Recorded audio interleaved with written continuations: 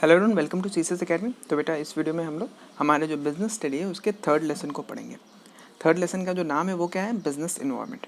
ठीक है, तो इससे पहले हमने दो लेसन थे आपके बिजनेस के, 2 लेसन्स, उसके वीडियो आपको प्रोवाइड कर दिया है। आई होप आप सभी ने उन सारे वीडियोस को जरूर देखा होगा। तो चलिए स्टार्ट करते हैं हमारा बिजनेस इन्वायरमेंट। तो देखिए, बिजनेस इन्वायरमेंट को अगर हम लोग पहले समझे ये क्या होता है सॉरी। तो देखिए, बिजनेस इन्वायरमेंट वो सराउंडिंग जिसके अंदर आप बिजनेस करते हो।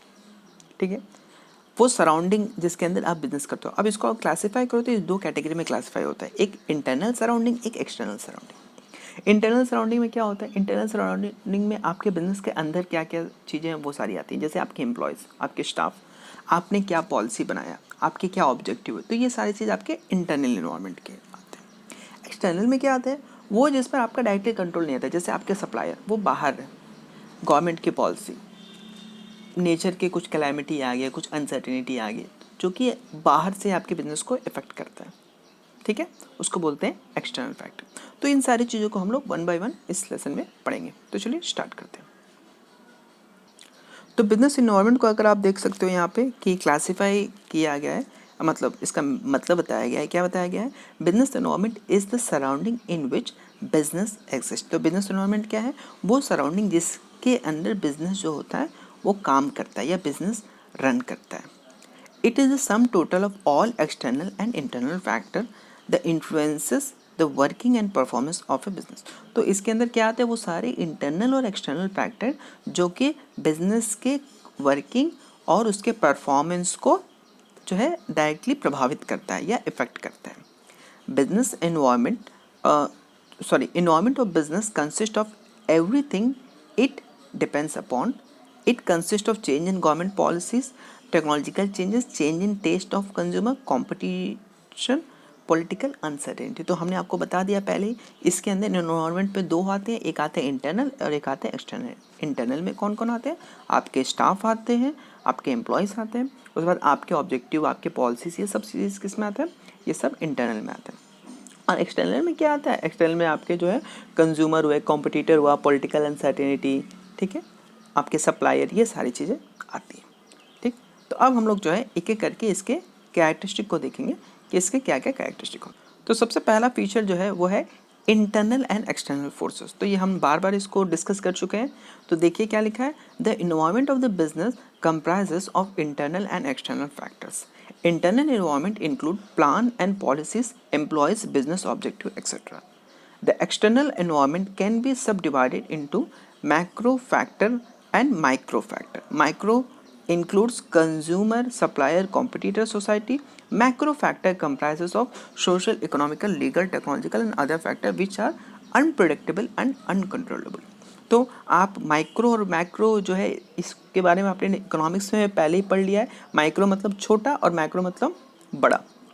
तो जो छोटे इंडिविजुअल होते हैं, जैसे आपके कंज्यूमर और सप्लायर और कॉम्पिटिटर हुआ, वो भी जो है एक्सटर्नल फैक्टर के जो है एक पार्ट है। और साथ में जो मैक्रो फैक्टर है, जैसे सोशल, इकोनॉमिकल, लीगल, टेक्नोलॉजिकल, जो बड़े लेवल पर होते हैं, ठीक है, जो कि बड़े लेवल पर आपके बिजनेस को इफेक्ट करते हैं, तो ये भी आपके एक्सटर्नल फैक्टर्स का ही पार्ट होता है। ठीक है, तो इसी में आपके एक्सटर्नल फोर्स में, जैसे इस समय कोविड चल रहा है, वो भी आपके एक्सटर्नल फोर्सेस में ही एक आता है।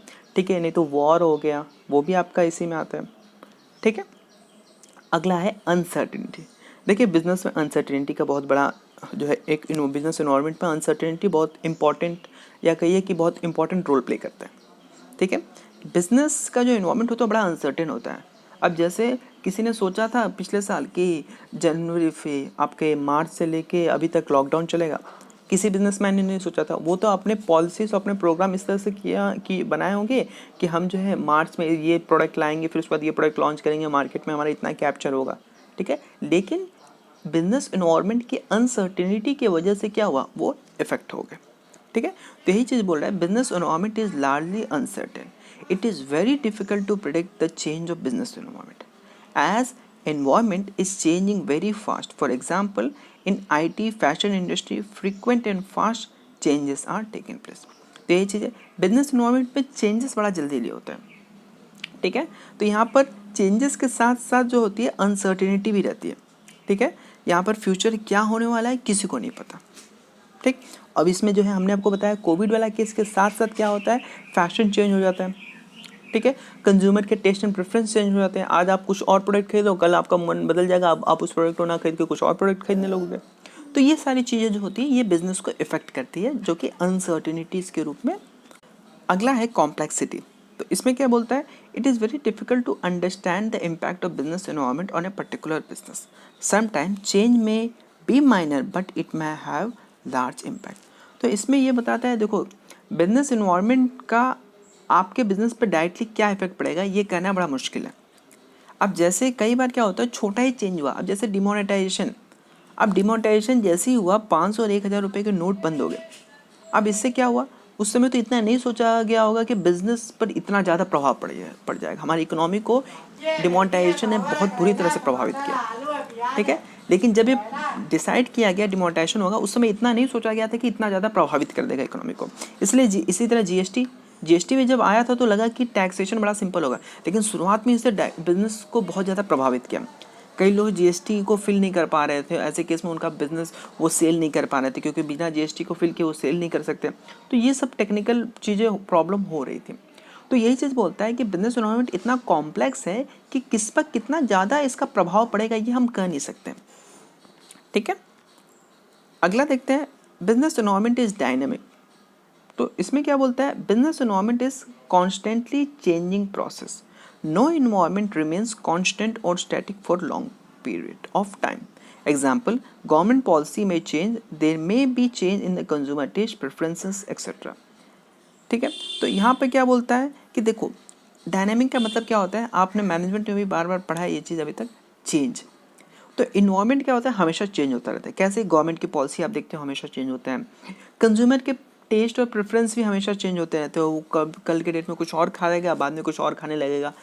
पहले जीन्स पहनेंगे आप लोग, फिर उसके बाद फिर फॉर्मल्स पर आ जाएंगे। तो ये क्या होता है, फैशन में चेंजेस आता है, ठीक है। तो इन सब पर जो बिजनेस होता है उसका कंट्रोल नहीं होता है। तो यही चीज़ बोलता है कि इन्वायरमेंट जो होती है, जो बिजनेस इन्वायरमेंट है वो क्या है, डायनामिक है। तो इसीलिए लास्ट में बोलता है क्या, the success of business depend upon the awareness and adaptability with the changing environment. तो इसमें यही होता है कि जो कंज्यूमर के जो चेंजेस हो रहे हैं, उसके टेस्ट में जो चेंजेस हो रहे हैं, उसको बिजनेस पहले से ही भांप ले, वो पहले से पता कर ले कि जो इकोनॉमी में या इन्वायरमेंट में जो हमारे जो सराउंडिंग है वहाँ पर कौन से चेंजेस आने वाले हैं, लोग अब क्या पसंद कर रहे हैं, उसके अकॉर्डिंग ही हम क्या करें, प्रोड्यूस करें, ठीक है। अगला क्या है, business lacks control over environment. तो business lacks control over external environment, it can't change the external environment, only way to adjust to it. देखिए इंटरनल एनवायरनमेंट जो आप चेंज कर सकते हो, पॉलिसीज को चेंज कर सकते हो, लेकिन एक्सटर्नल एनवायरनमेंट, कोविड अभी जो हो रहा है, क्या आपके हाथ में है एज ए बिजनेसमैन कि उसको रोक दें? नहीं। जो बाढ़ आ जाता है वो भी आपके हाथ में नहीं है। तो जो एक्सटर्नल इन्वायरमेंट है वो बिजनेसमैन के हाथ में नहीं है। बस तरीका क्या है, आपको एक्सटर्नल इन्वायरमेंट के साथ अपने आप को एडजस्ट करना सीखना पड़ेगा, ठीक है। अगला है रिलेटिविटी। इसमें क्या बताता है, business environment is a relative concept since it differs from country to country और even state to state. For example, demand for sari may be higher in India whereas it almost nil in France. तो ये चीज़ें, relativity जो होती है business environment का बड़ा important concept है। तो इसमें क्या बताता है, बिजनेस इन्वायरमेंट जो होती है, देखो आपका जो इन्वायरमेंट है एक देश में कुछ और होता है, कुछ दूसरे देश में कुछ और। जैसे साड़ी का जो है यहाँ पर इंडिया में बहुत ज़्यादा डिमांड है, लेकिन क्या आप यही चीज़ यूएसए, फ्रांस या चाइना में जाकर अगर साड़ी बेचोगे तो क्या आप वहाँ पर साड़ी बेच पाओगे? नहीं ना। तो यही चीज़ है कि आपको बिजनेस इन्वायरमेंट को जो होती है कंट्री टू कंट्री, ये उनके कल्चर, उनके लोगों के रहन सहन के अकॉर्डिंग जो होती है वो अलग अलग होता है, ठीक है। हर जगह बिजनेस इन्वायरमेंट एक ही नहीं होता है, ठीक है। जो कि एक्सटर्नल की बात करें, एक्सटर्नल इन्वायरमेंट की, तो it depends upon place and people जो है हमारा बिजनेस इन्वायरमेंट, जो एक्सटर्नल बिजनेस इन्वायरमेंट, ठीक है। तो यही होता है क्या, तो इसी के साथ हमारे feature of business environment complete होता है। अगली वीडियो में हम लोग कुछ और भी बिजनेस इन्वायरमेंट के डायमेंशंस को डिस्कस करेंगे, जो कि इस लेसन के बहुत ही इंपॉर्टेंट टॉपिक है।